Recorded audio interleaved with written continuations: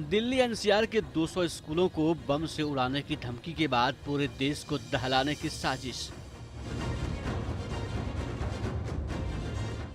भोपाल, जयपुर समेत देश के 12 एयरपोर्ट और 20 अस्पतालों को बम से उड़ाने की मिली धमकी।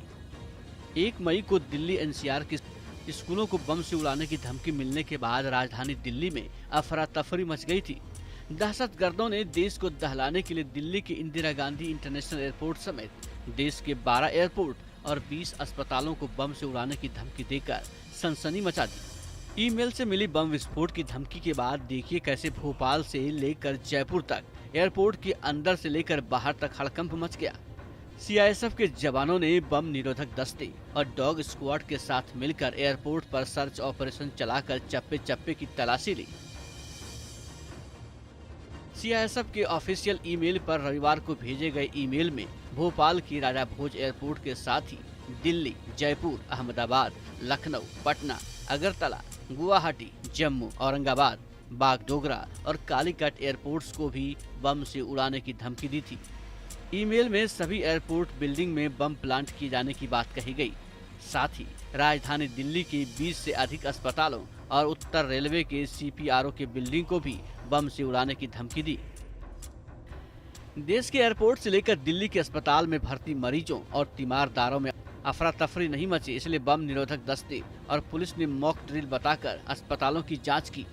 चप्पे चप्पे की तलाशी के बाद बम निरोधक दस्ते के हाथ कुछ भी संदिग्ध चीज नहीं लगा। अब तक की जांच से पता चला है कि जिस ईमेल से धमकी भरा मेल भेजा गया, ईमेल की सेवा देने वाली कंपनी यूरोपियन देश लातविया की है। मेल को बीबल.com से भेजा गया, जिसमें लिखा है, एयरपोर्ट की बिल्डिंग में बम प्लांट कर दिया गया है, कुछ घंटों में ब्लास्ट होगा। इस मेल को आप धमकी मत समझिए, बम को निष्क्रिय कर दीजिए, नहीं तो कई निर्दोष लोगों की जान चली जाएगी। धमकी मिलने के बाद देश के सभी एयरपोर्ट की सुरक्षा बढ़ा दी गई है। दिल्ली पुलिस की स्पेशल सेल और जांच एजेंसियों ने ईमेल की जांच शुरू कर दी है। हाल ही में दिल्ली एनसीआर के 200 से ज्यादा स्कूलों को बम से उड़ाने की धमकी वाला ईमेल मिला था।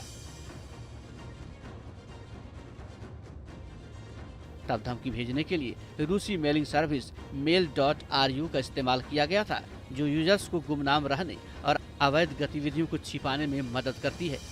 इसके बाद जांच में जुटी दिल्ली पुलिस ने ईमेल के सटीक सोर्स का पता लगाने के लिए इंटरपोल के जरिए रूसी मेलिंग सेवा कंपनी mail.ru से संपर्क किया था। स्कूलों को बम से उड़ाने की धमकी देने वाले संदिग्ध फिलहाल पुलिस की पकड़ से बाहर हैं। इसी बीच देश के 12 एयरपोर्ट और 20 अस्पतालों को बम से उड़ाने की धमकी मिलने से पूरे देश में सनसनी मची हुई है। TV news nation.